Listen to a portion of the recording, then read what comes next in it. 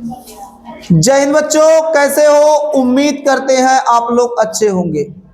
प्यारे बच्चों, आज का क्लास लेकर फिर आप सबके बीच उपस्थित हो गए हैं। आज का क्लास बहुत ही शानदार होने वाला है, क्योंकि आज के क्लास में हम लोग द्वितीयक जननांग के अंतर्गत आने वाली सहायक नलिकाओं का अध्ययन करेंगे। बात नहीं उधर वाली बच्चियां, यानी मेरे देश के अच्छे बच्चे, आज के क्लास में हम लोग क्या अध्ययन करने वाले हैं? तो आज के क्लास में हम लोग अध्ययन करेंगे सहायक नलिकाएं। तो मेरे देश के नौजवान जल्दी से मुस्कुराते हुए हेडिंग कर लीजिए, सहायक नलिकाएं। सहायक नलिकाएं, सहायक नलिकाएं, एसेसरी डक्ट, यस लगा लीजिए। यानी आज का जो क्लास है सहायक नलिकाओं का क्लास है। इससे पहले जब द्वितीयक जननांग आपको पढ़ाए थे तो इसका वर्गीकरण भी किए थे। बताया गया था जो सहायक नलिकाएं होती हैं, जो सहायक नलिका होगी बच्चा, जो सहायक नलिका होगी, इन्हें बच्चा कितना 4 भागों में वर्गीकृत किया गया है। कितना भागों में? 4।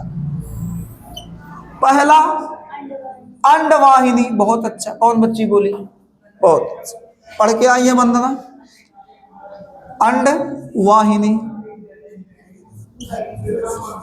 एक जोड़ी है तो या पराग मंत्र या लगा के चांद बिंदी लगा देते हो। अंडवाहिनियां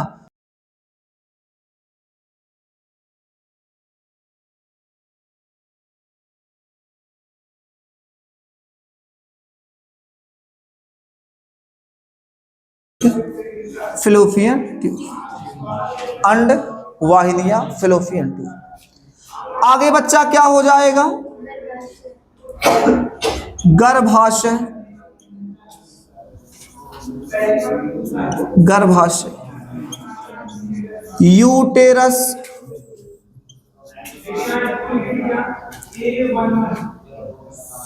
तीसरा भाग क्या होगा? चौथा भाग में पहले तीसरा देखते हैं। ग्रीवा,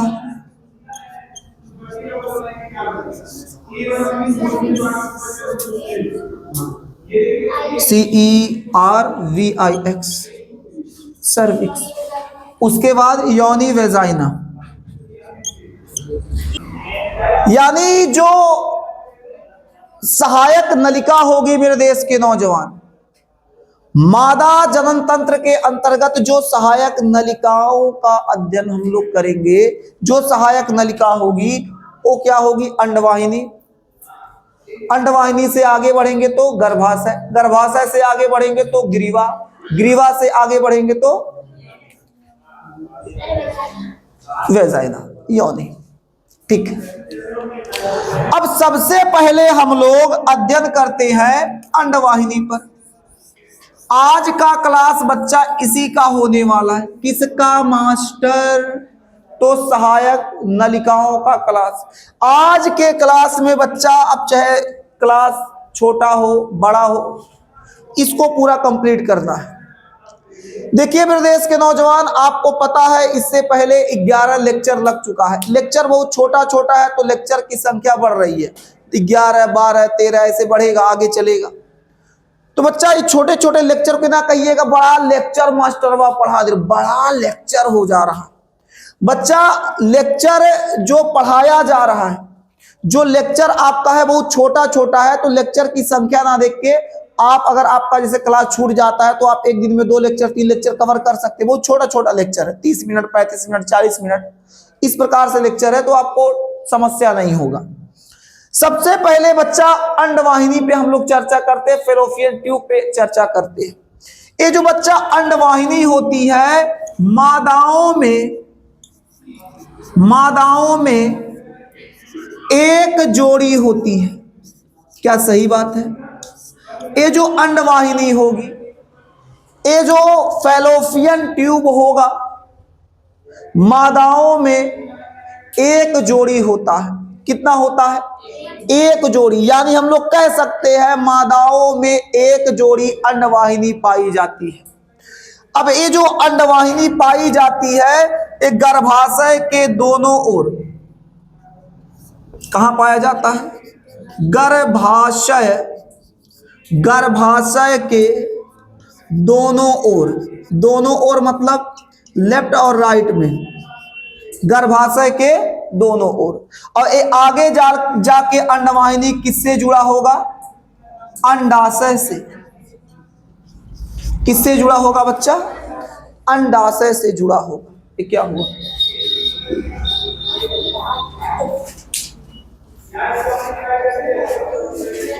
कम हो गया क्या लाइट?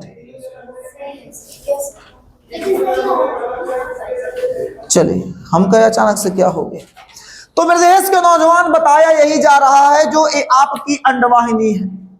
अंडवाहिनी के अंतर्गत हम लोग बताएंगे, जानेंगे, समझेंगे क्या जो मादाएं होती हैं, मादाओं में एक जोड़ी अंडवाहिनी होती है, गर्भाशय के दोनों तरफ पाई जाती हैं। और बच्चा एक कहां से? तो गर्भाशय से जुड़ेंगी, अंडाशय पे खत्म। यानी अंडाशय और गर्भाशय से, अंडाशय से निकलेगा और आगे बढ़ते बढ़ते बढ़ते गर्भाशय में खत्म। ठीक है, तो हम लोग क्या समझेंगे? गर्भाशय के दोनों ओर पाई जाती है, खत्म कहां होती है? अंडाशय के पास जाकर। ये जो अंडवाहिनी होती है बच्चा, ये जो अंडवाहिनी होती है, बात अगर करें इसके लंबाई की, बात अगर करें इसके लंबाई की, तो मेरे देश के अच्छे बच्चे कितना सेंटीमीटर लंबा होगा? अंडवाहिनी की लंबाई की बात करें तो बच्चा 10 से 12 सेंटीमीटर क्या होता है? लंबा होता है। इसका मतलब आप लोग पढ़ के आए हैं, जवाब दे रहे हैं, बहुत अच्छा। पढ़ के आया कीजिए। अब जैसे आप नोट्स पा चुके हैं, पढ़ के आएंगे तो बेहतर होगा। बाकी आप लोगों को टेंशन नहीं लेना, मास्टर तो पढ़ा ही रहा है, टेंशन किस बात का। तो अगर बात करें लंबाई की, अंडवाहिनियों की लंबाई की, तो एक अंडवाहिनी 10 से 12 सेंटीमीटर लंबी होती है। याद रहेगा। आगे बढ़ जाए बच्चा, अंडवाहिनी की बात करें तो इन्हें 4 भागों में वर्गीकृत किया गया है। कितना? कहेंगे नहीं मास्टर, आप जब मादा जनन तंत्र का चित्र पढ़ा रहे थे तो वहां बताए थे तुम्बिका, इसके अलावा संकीर्ण पथ, यही 2 अंडवाहिनी का भाग है। बच्चा देखिए, अगर हम बात करें अंडवाहिनी के भाग की, तो अंडवाहिनी के मुख्य रूप से 2 भाग हैं, मुख्य 2 भाग हैं। एक संकीर्ण पथ स्थमस, दूसरा हो जाएगा एम्पुला, तुम्बिका जिसको आप बोलते हैं। लेकिन बच्चा अंडवाहिनी के साथ 2 और भाग जुड़ा होता है, जिसे आप कीप कहते हैं, जिसे आप झल्लरी कहते हैं, फिम्बरी बोलते हैं। तो ये आपका मिला जुला के टोटल कितना हो जाता है? 4। लेकिन हम आपसे कहें अंडवाहिनी की किन्हीं मुख्य 2 अंडवाहिनी जो है उनकी कोई मुख्य 2 प्रकार बताइए, 2 भाग बताइए, तो आप उनके 2 भाग कौन बताएंगे? तुम्बिका और संकीर्ण। बहुत अच्छे। तो हम लोग कह सकते हैं अंडवाहिनियों को 4 भागों में बांटा गया है। पहला, नीचे से आते हैं, पहला हो जाएगा झल्लरी, दूसरा बच्चा क्या हो जाएगा? कीप, तीसरा बच्चा क्या हो जाएगा? तुम्बिका, और चौथा क्या हो जाएगा? संकीर्ण पथ।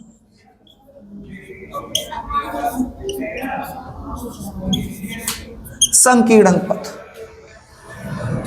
एक एक को हम समझाएंगे, बहुत बारीकी से समझाएंगे, आपको चिंता लेने की आवश्यकता नहीं है। बस मास्टर का बात मानिएगा।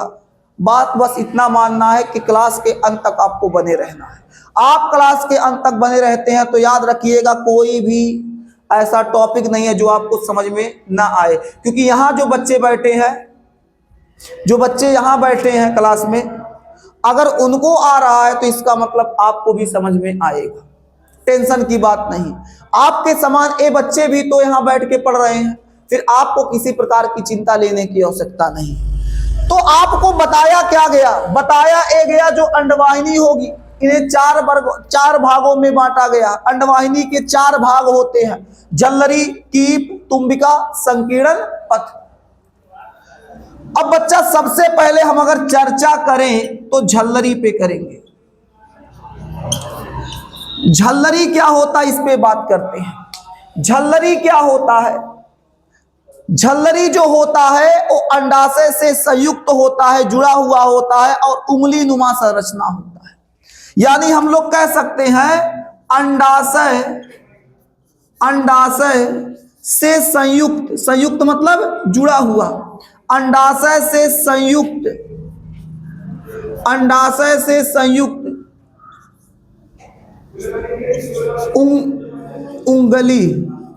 उंगली होता है ना, नुमा, उंगली नुमा संरचना। अंडाशय से संयुक्त उंगली नुमा संरचना क्या कहलाता है? झल्लरी कहलाता है। झल्लरी कहलाता है। देखिए बच्चा, समझना आपको है, आप किस प्रकार से समझते हैं, कितना जल्दी समझ जाते हैं वो आपके ऊपर है। डायग्राम जब बताया गया था, डायग्राम मादा जनन तंत्र का डायग्राम बच्चा थोड़ा सा ही बना देते हैं, सुनिएगा। देखिए जो अंडाशय होता है, अंडाशय के ठीक ऊपर ध्यान दीजिएगा, जो अंडाशय होता है, अंडाशय के ठीक ऊपर उंगली नुमा संरचना पाया जाता है। पाया जाता है कि नहीं?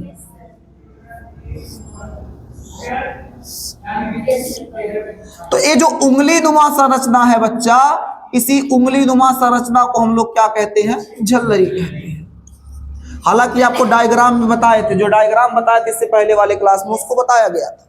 यानी कह सकते हैं अंडाशय से संयुक्त उंगली नुमा संरचना को झल्लरी कहते हैं। झल्लरी का काम क्या होगा? इस अंडाशय के अंदर जो सेकेंडरी ओसाइड अर्थात अंडाणु हम कह सकते हैं, जो बनेगा उसको बटोरेगा। ऐसे है आ आ आ कबूतर आ, तो पकड़ के खींच लेगा।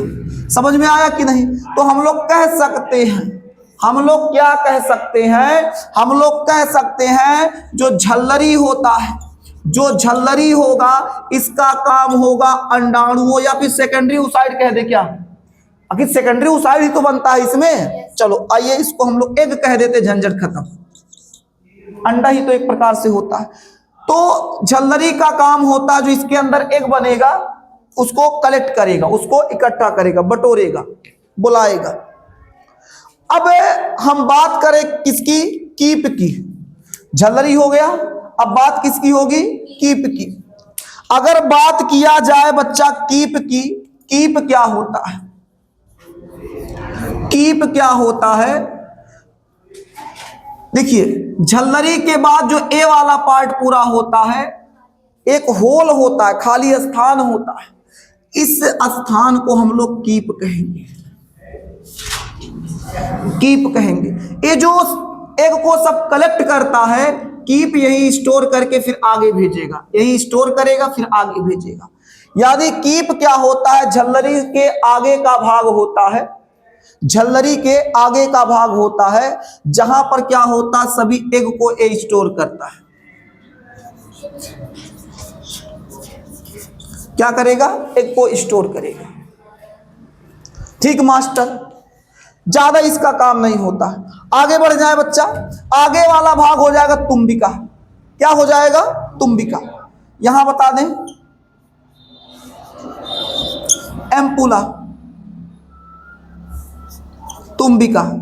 तुम्बिका को हम लोग इंग्लिश में क्या बोलेंगे? एम्पुला, तुम्बिका। देखिए ये जो अंडवाहिनी निकल रही है, आगे बढ़ रही है, आगे चल के थोड़ा सा चौड़ा हो जाता है। जो अंडवाहिनी निकल रही है, ये अंडवाहिनी आगे चलकर थोड़ा सा चौड़ा हो जाएगा। यानी अंडवाहिनी का जो चौड़ा भाग होगा, जो उभरा हुआ भाग होगा, जो फूला भाग होगा, इस फूले भाग को हम लोग क्या कहते हैं? एम्पुला कहते हैं, तुम्बिका कहते हैं। याद रहेगा। यानी हम क्या कह सकते हैं? हम कह सकते हैं अंडवाहिनी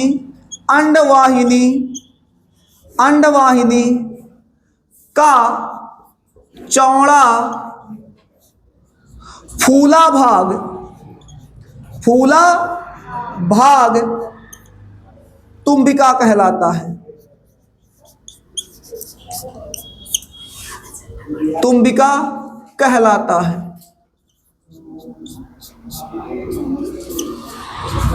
तुम्बिका कहलाता है। अंडवाहिनी का चौड़ा फूला भाग तुम्बिका कहलाता है। ठीक है, कोई दिक्कत नहीं। अब आगे बढ़ते हैं। ये जो तुम्बिका होता है, ये जो एग यहां बना हुआ है, एक एग रेंगते रेंगते नागिन डांस करते करते यहां आएगा। अब एग यहीं आके इंतजार करेगा। किसका?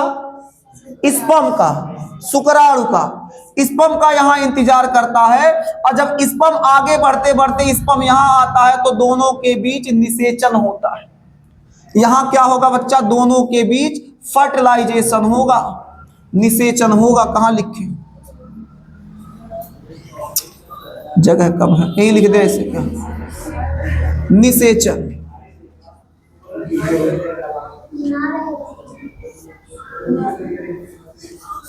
निषेचन हो, फर्टिलाइजेशन आप कह सकते हैं बच्चा। यानी हम लोग कह सकते हैं जो तुम्बिका होता है, यहां शुक्राणु और एग इनका मिलन होता है। यहीं पर मिलेंगे। मिलन वाला स्थान बच्चा एम्पुला होगा, तुम्बिका होगा। अर्थात निषेचन कहां होता है? तो तुम्बिका में होता है। आपसे पूछा जाए कि बताइए मेरे देश के नौजवान, निषेचन किस स्थान पर होता है? तो आप बोलेंगे तुम्बिका। यानी हम लोग कह सकते हैं इस भाग में, कहां? तुम्बिका। इस भाग में निषेचन क्रिया संपन्न होता है। निषेचन, इस भाग में निषेचन क्रिया संपन्न होता है। संपन्न होता है, समझ जाएंगे। निषेचन क्रिया संपन्न होता है। सर एक टू और बच गया। कौन? संकीर्ण पथ। संकीर्ण पथ सर बच गया। संकीर्ण पथ बताइए। देखिए, ये जो अंडवाहिनी होगी, आगे चलकर बच्चा कहां खुलेगा? गर्भाशय। इधर होगा ऐसे, उधर से भी आएगा। तो देखो गर्भाशय के अंदर निषेचन लिख दिए तो कोई टेंशन नहीं। तो ये जो भाग होता, इसको इधर लिख दे।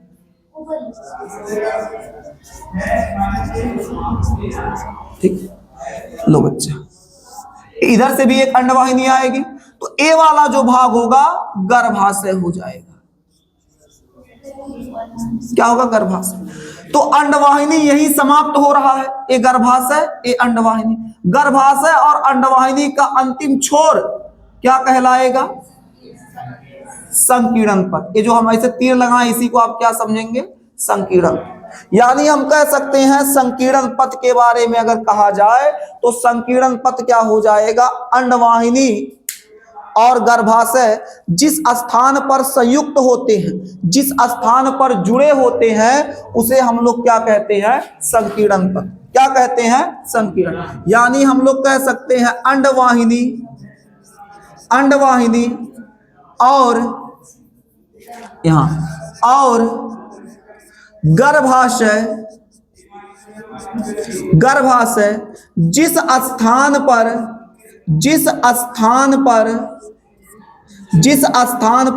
क्या होते हैं जी? जुड़े होते हैं। जिस स्थान पर जुड़े होते हैं उसे हम लोग क्या कहेंगे? संकीर्ण पथ। ये समझ जाइएगा, संकीर्ण पथ। संकीर्ण पथ जो होता है, संकीर्ण पथ, यहां पर बच्चा विदलन की क्रिया होगी। कहेंगे मास्टर विदलन क्या है? तो बताएंगे।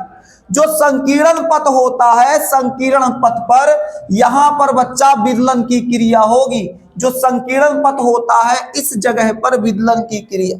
कहेंगे मास्टर विदलन क्या होता है? तो बता देते हैं, सुनो। विदलन तो पढ़ाएंगे, पहले लिख देते हैं। यही लिख दे। कहां लिखे? यही लिखते हैं।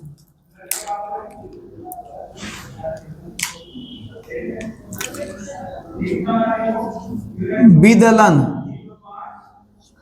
हवा है बच्चा, बा नहीं है। विदलन होगा। क्लेवेज कहते हैं। ठीक है, क्लेवेज। विदलन की क्रिया होगी, इस पर नहीं लिख दे, क्या लिख देते हैं?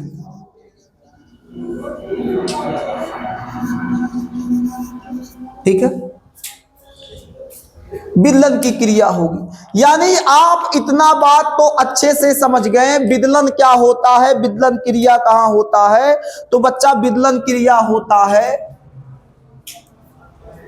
संकीर्ण पथ पर।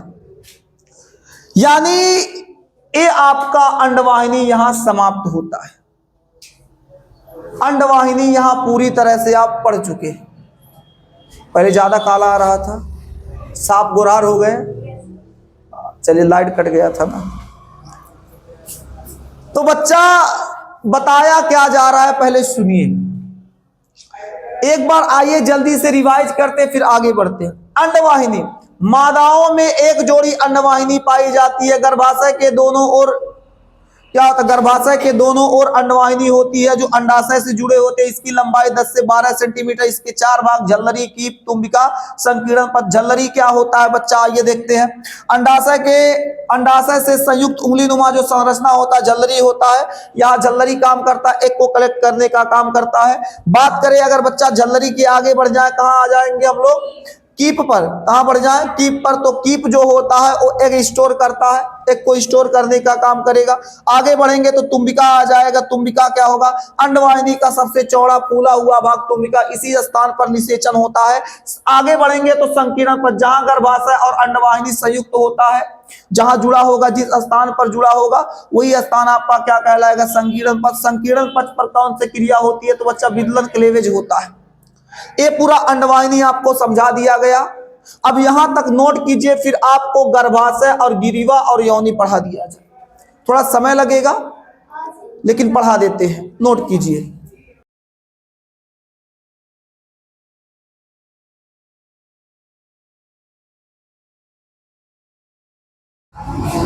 अब मेरे देश के नौजवान, हम लोग पढ़ेंगे गर्भाशय। क्या पढ़ेंगे, गर्भाशय। हेडिंग कर लो, गर्भाशय। मुस्कुराते हुए जल्दी से आप लोग हेडिंग कर लीजिए, गर्भाशय। गर्भाशय को हम लोग क्या बोलेंगे बच्चा, यूटेरस। गर्भाशय को हम लोग क्या बोलेंगे, यूटेरस, गर्भाशय, जिसे देहात में बच्चादानी के नाम से जाना जाता है। गर्भाशय क्या होता है पहले समझिएगा। गर्भाशय क्या होता है समझिएगा। जो अंडवाहिनी होती है, दोनों अंडवाहिनियां जिस स्थान पर आके खुलती हैं, जैसे सुनिएगा, एक अंडवाहिनी इधर से, एक अंडवाहिनी इधर से, दोनों आके इसी में खुल रही हैं। तो जहां खुल रही है बच्चा, इसी को हम लोग गर्भाशय बोलेंगे। क्या बोलेंगे बच्चा, गर्भाशय बोलेंगे, गर्भाशय। यानी हम लोग क्या कह सकते हैं, अंडवाहिनी, ये जो अंडवाहिनियां होती हैं, अंडवाहिनियां जिस स्थान पे आके खुलेंगी, जहां खुलेंगी, तो आगे का ये जो भाग पूरा होगा, ये पूरा भाग गर्भाशय कहलाएगा। गर्भाशय की बात करें तो गर्भाशय बच्चा क्या होता है, 8 सेंटीमीटर लंबा होता है। 5 सेंटीमीटर इसका, 5 सेंटीमीटर क्या होगा, चौड़ा होगा, और 2.5 सेंटीमीटर बच्चा ये क्या हो जाएगा, इसका व्यास होता है। आपसे पूछा जाए मेरे देश के नौजवान, आपसे यदि पूछ लिया जाए, ये जो गर्भाशय होता है, गर्भाशय कितना सेंटीमीटर लंबा होगा, तो आप कहेंगे 8 सेंटीमीटर लंबा होगा। आपसे पूछा जाए गर्भाशय जो होता है कितना सेंटीमीटर चौड़ा होता है, तो आप कहेंगे 5 सेंटीमीटर चौड़ा। आपसे पूछा जाए जो गर्भाशय होता है उसका व्यास क्या होगा, तो आप कहिएगा 2.5 सेंटीमीटर। इसके अलावा बच्चा अगर हम बात करें गर्भाशय की, तो गर्भाशय की थोड़ा और बात सुन लीजिएगा। ये जो गर्भाशय होता है उल्टे नाशपाती के आकार का होता है। नाशपाती, उल्टे नाशपाती के आकार का होता है। नाशपाती देखे, नाशपाती देखे, तो जो नाशपाती होता है उल्टे नाशपाती के आकार का बच्चा आपका एक गर्भाशय होगा। बात आगे करें इसमें थोड़ा सा और, तो गर्भाशय के अंदर, गर्भाशय गर्भाशय गर्भाशय गर्भाशय के अंदर बच्चा भ्रूण का विकास होता है। जो बच्चा पल रहा है, जो बच्चा पल रहा है कहाँ पलेगा? इसी गर्भाशय, इसी यूट्रस, इसी बच्चादानी में पलेगा। और जब तक बच्चा माँ के गर्भ में होता है उसे बच्चा ना कह के भ्रूण कहते हैं। अभी ससुर पैदा होने वाला है लेकिन अंदर है, तब वो भ्रूण होगा। धरती पे जैसे आएगा बच्चा बन जाएगा, उसे तब बच्चा कहेंगे। यानी वो जो बच्चा है जो मां के गर्भ में पल रहा है उस बच्चे को हम लोग भ्रूण कहते हैं। यानी भ्रूण का विकास कहाँ होता है? गर्भाशय में होता है। भ्रूण का विकास कहाँ होगा? गर्भाशय में होगा। ईमानदारी से बताइए मेरे देश के नौजवान, क्या इतना बात आप लोगों को समझ में आ गया? ईमानदारी से बताइए, क्या समझ में आ गया? यानी बताया क्या गया? 8 सेंटीमीटर लंबा, 5 सेंटीमीटर चौड़ा, 2.5 सेंटीमीटर व्यास होता, उल्टे नाशपाती का आकार होता। यहाँ जो गर्भाशय होगा, यहाँ भ्रूण जो होगा, जो भ्रूण होगा यही विकास करेगा। गर्भाशय अंडवाहिनी जो होता है जहां खुलेगा उसी भाग को गर्भाशय कहेंगे। और एक बात याद रख लीजिए, एक बात और क्या याद रखना है? गर्भाशय का वेट यानी वजन की बात करें तो बच्चा लगभग 30 से 40 ग्राम होता है। इसका वजन लगभग 30 से 40 ग्राम होगा। ज्यादा आपको ध्यान नहीं देना है, बस इतना ध्यान दीजिए। अगर आपसे पूछ लिया जाए, बताइए मेरे देश के अच्छे बच्चे, बताइए मेरे देश के नौजवान, गर्भाशय का जो भार होता है कितना होता है, तो मुस्कुरा के जवाब दीजिएगा 30 से 40 ग्राम इसका भार होता है। अगर बात करें यूटेरस की, बात करें यूटेरस की, गर्भाशय की, तो गर्भाशय के 3 लेयर होते हैं, जैसा कि आप सभी लोग जानते हैं। क्योंकि आपको जब मादा जनन तंत्र का चित्र पढ़ाया जा रहा था, संरचना पढ़ाया जा रहा था, तो वहां यूट्रस पर चर्चा किया गया था। वहां यूट्रस के बारे में बताया गया था। 3 भाग कौन? तो पहला इसका भाग हो जाएगा पेरीमेट्रियम, पेरीमेट्रियम। दूसरा मायोमेट्रियम, मायोमेट्रियम। और इसका तीसरा भाग हो जाएगा एंडोमेट्रियम।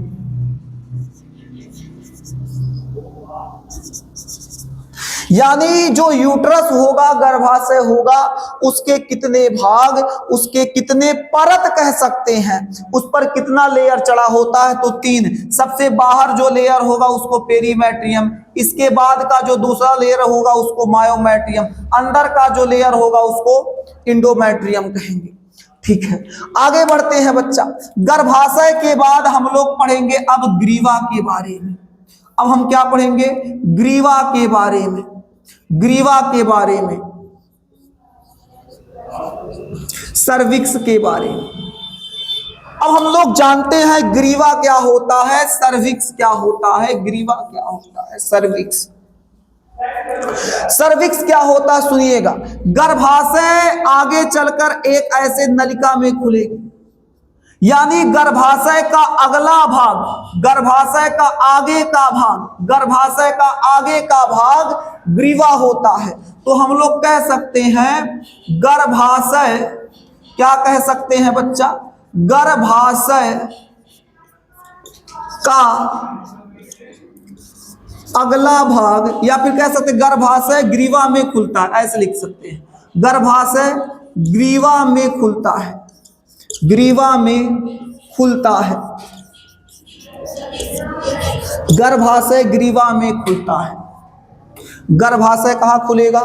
ग्रीवा में खुलता है। अब जो ग्रीवा होता है, ग्रीवा में ऊपर के तरफ एक रंध्र और नीचे के तरफ एक रंध्र। ऊपर के तरफ जो रंध्र पाया जाएगा इसे हम लोग क्या कहेंगे? ऊपर के तरफ जो छिद्र पाया जाएगा गर्भाशय की ओर होगा, इसे आंतरिक, आंतरिक ग्रीवा रंध्र कहते हैं, आंतरिक ग्रीवा रंध्र कहते हैं। एक ग्रीवा लिखा है बच्चा, आंतरिक ग्रीवा रंध्र कहते हैं। और जो ग्रीवा के नीचे होता है, जो नीचे वाला छिद्र पाया जाता है, इसे बच्चा हम लोग क्या कहते हैं? बाह्य ग्रीवा रंध्र कहते हैं। बाह्य ग्रीवा रंध्र कहते हैं। रंध्र, रंध्र मतलब होता है छिद्र। आंतरिक ग्रीवा रंध्र, बाह्य ग्रीवा रंध्र। यानी हम लोग कह सकते हैं जो ग्रीवा होता है, ग्रीवा के ऊपर जो गर्भाशय के पास छिद्र पाया जाएगा, रंध्र पाया जाएगा, उसे आंतरिक ग्रीवा रंध्र। और बाहर की तरफ, ठीक, आउटर लेयर में जो होगा, बाहर की तरफ होगा बाह्य ग्रीवा रंध्र। ठीक है, देखिए एक ग्रीवा बच्चा, ग्रीवा जो होता है, इसी रास्ते से बच्चा आगे बढ़ता है, यानी एक जन्मनाल बनाता है। जन्मनाल, देखिए जन्मनाल को हम लोग बर्थ कैनाल कहते हैं। बर्थ कैनाल कहते हैं। याद रखिए बच्चा, केवल ग्रीवा ही नहीं जन्मनाल बनाता, बाकी इसके आगे योनि भी जन्मनाल बनाने में सहायता करता है। जन्मनाल के अंतर्गत ग्रीवा और योनि दोनों आता है। लेकिन आप याद रखेंगे, ये जो ग्रीवा होता है, ये थोड़ा सा फैल जाएगा जब बच्चे का जन्म होगा, थोड़ा सा फैल जाता है। अब बच्चा यही रास्ते से मुड़वा निकलेगा, फिर शरीर निकल के बाहर, योनि के रास्ते से बाहर, यानी ये जन्मनाल बनाता है। याद रखिएगा। आगे हम लोग बात करेंगे वैजाइना की, योनि की बात करेंगे बच्चा, वैजाइना की बात करेंगे, वैजाइना की बात करेंगे। योनि क्या होता है बच्चा? लास्ट टॉपिक है, लास्ट एकदम सहायक नलिकाओं का जो आज क्लास लगना था, इसका लास्ट टॉपिक है योनि। योनि क्या होता है? ये मादा का जननांग होता है। ठीक है, मैथुनांग कह सकते हैं, जननांग में तो सब आएंगे, मैथुनांग यानी मादा का जो मादाएं होंगी, मादा का जो मैथुनांग होगा, मैथुनांग, मादा का मैथुनांग क्या होता है? योनि होता है। यानी महिला सेक्सुअल इंटरकोर्स इसी के सहायता से करेगी। इसके अलावा बच्चा हम लोग याद रखेंगे, ये जो वैजाइना होता है, इसमें अत्यधिक मात्रा में श्लेष्मा पाया जाता है, ज्यादा श्लेष्मा पाया जाता है, इसलिए इसमें नमी बनी रहती है, बनी रहती है और चिपचिपा होता है। बात करें अगर वैजाइना की, बात करें अगर योनि की, तो बच्चा देखिए ये आगे जो होगा, योनि जो होगा, ये आगे वाला पार्ट होगा। ऐसे बना देते हैं, आप समझ जाइएगा। ठीक है, आगे वाला।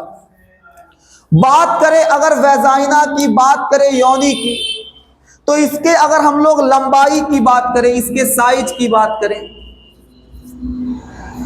तो क्या होता है? लगभग 7.5 से 10 सेंटीमीटर तक का होता है। अलग अलग महिलाओं में इसका साइज अलग अलग होगा। 7.5 से 10 सेंटीमीटर इसका साइज होता है, इसका लंबाई कह सकते होता है। योनि भी बच्चा जन्मनाल बनाता है, यहां लिख देते हैं। ये जो योनि होता है, अभी आपको बताएं, ग्रीवा के साथ योनि भी क्या बनाता है? जन्मनाल। तो जो जन्मनाल होता है मेरे देश के अच्छे बच्चे, योनि भी जन्मनाल बनाता है। यानी जन्मनाल में बच्चा, जो जन्मनाल होता है, जन्मनाल का मतलब जहां से बच्चा निकले, तो गर्भाशय के अलावा ग्रीवा और योनि दोनों मिलकर जन्मनाल बनाते हैं। इस बात को याद रखिएगा, इस बात को भूलिएगा नहीं। और योनि का जो अगला भाग होता है, योनि के आगे वाले भाग में, है देखो यूट्रस लिखा है, इसको मिटा दें, हम मिटा दें, आप नोट कर लीजिएगा बच्चे, इसको मिटा देते हैं। ये यूट्रस के ही भाग है। योनि का दिख, जैसे ये योनि है, कल्पना करते हैं योनि है, तो योनि के आगे वाले भाग पर एक झिल्ली पाई जाएगी, जिस झिल्ली को हाइमेन बोलते हैं, हाइमेन बोलेंगे। यानी योनि जो मादा की योनि होगी, जो मादा का वैजाइना होगा, उस वैजाइना में, मादा के वैजाइना में एक झिल्ली पाई जाती है, एक पतली सी झिल्ली पाई जाएगी, जो बच्चा क्या होता है, जिसे हम लोग हाइमेन बोलते हैं, हाइमेन, हाइमेन बोलेंगे। ये हाइमेन झिल्ली बहुत ही ज्यादा पतली होती है, जो कुंवारी कन्याओं में पाया जाता है। अब हाइमन झिल्ली का खेला समझिए बच्चा। हाइमन झिल्ली इतनी ज्यादा पतली होती है, इतनी ज्यादा पतली होती है कि इस पे ज्यादा भार पड़ जाता है तो ये भंजित हो जाता है, अर्थात टूट जाता है। कहेंगे कैसे? अगर कोई बच्ची है, मेहनत कर रही है, बहुत ज्यादा सीढ़ियों पे चढ़ रही है, उतर रही है, तो शायद उसका हाइमन टूट सकता है। इसके अलावा अगर कोई बच्ची साइकिलिंग कर रही है, साइकिल बार बार चला रही है, तो उससे भी हाइमन भंजित हो सकता है। इसके अलावा अगर कोई बच्ची बहुत ज्यादा शारीरिक व्यायाम वगैरह करती है तो उससे भी हाइमन भंजित हो जाता है। इसके अलावा बच्चा सेक्सुअल इंटरकोर्स से भी हाइमन भंजित होता है, अर्थात एक मादा जब एक नर के साथ संबंध बना ले कम अवस्था में, तो उस समय भी ये हाइमन भंजित होता है। इस हाइमन के अंदर बच्चा, इस हाइमन के अंदर जैसे हाइमन झिल्ली, उसमें छोटे छोटे छिद्र पाए जाते हैं। इन्हीं छिद्रों के रास्ते से, इन्हीं छिद्रों के रास्ते से रज बाहर निकलते हैं। रज मतलब जो मेंस्ट्रुअल ब्लेड होता है। मेंस्ट्रुअल ब्लेड समझते हैं? मेंस्ट्रुअल ब्लेड, मेंस्ट्रुअल ब्लेड का मतलब होता है मासिक चक्र के समय जो ब्लेड आता है, उस ब्लेड को हम लोग मेंस्ट्रुअल ब्लेड कहते हैं। तो जो हिंदी में रज, तो जो रज होता है मेंस्ट्रुअल ब्लेड होता है, इसी हाइमन झिल्ली से रसा रसा के बाहर आता है। क्योंकि ये झिल्ली लगा होता तो इसी में छिद्र पाया जाएगा, इसी छिद्र के रास्ते से धीरे धीरे बाहर निकलेगा। देखिए हमारे समाज में हाइमन को लेके कई प्रकार की अफवाहें हैं। जाना चाहती हैं आप लोग? जाना चाहते हैं? जय, खत्म हो गया क्लास, बस खत्म। बच्चा हाँ, तो बता रहे थे हमारे समाज में हाइमन को लेके कई प्रकार की अफवाहें हैं। कुछ मंद बुद्धि लोगों का, मंद बुद्धि क्यों कह रहे हैं? क्योंकि ससुरा वो पढ़ल लिखल पागल है। कुछ जाहिलों का काम क्या होता है कि कहते हैं अगर किसी महिला में हाइमन पाई जाती है तो मतलब वो महिला में किसी प्रकार का कोई दोष नहीं है, जबकि ये गलत है बच्चा। आपको पढ़ाया जा रहा है, आपको बताया जा रहा है, जब हाइमन झिल्ली इतनी लचीली, इतनी कमजोर होती है कि कोई बच्ची बार बार छत पे चढ़ेगी, सीढ़ी चढ़ेगी, उतरेगी तब भी भंजित हो जाएगा, साइकिलिंग करेगी तब भी भंजित हो जाएगा, बहुत ज्यादा काम करेगी, शारीरिक व्यायाम करेगी तब भी भंजित हो जाएगा, तो कोई जरूरी नहीं कि हाइमन बचा हो। तो ये समाज में एक अफवाह चलता है। समाज में कुछ लोगों की मानसिकता बड़ी गंदी होती है। और बाबू हम लोग कुछ लोगों पे ध्यान नहीं देते हैं, हम लोग कुछ लोगों की बात करवे नहीं करेंगे। बस याद रखिएगा, आपको इसलिए बता दिया जाता है ताकि आपको पता रहे कि ये हाइमन झिल्ली बाबू किसी प्रकार से भंजित होती है, इसमें उस बच्ची का कोई भी दोष नहीं होता है। इस बात को याद रखिएगा। बच्चा आज जो सहायक नलिकाओं का क्लास था, आपको क्लास कैसा लगा आप कमेंट में जरूर बताइएगा। अगले क्लास के लिए तैयार रहिए, फिर मिलते हैं आपसे अगले क्लास में। तब तक के लिए स्वस्थ रहिए, मस्त रहिए, पढ़ाई करते रहिए। फिर मिलते हैं अगले क्लास में, अगले लेक्चर में। तब तक के लिए जय हिंद।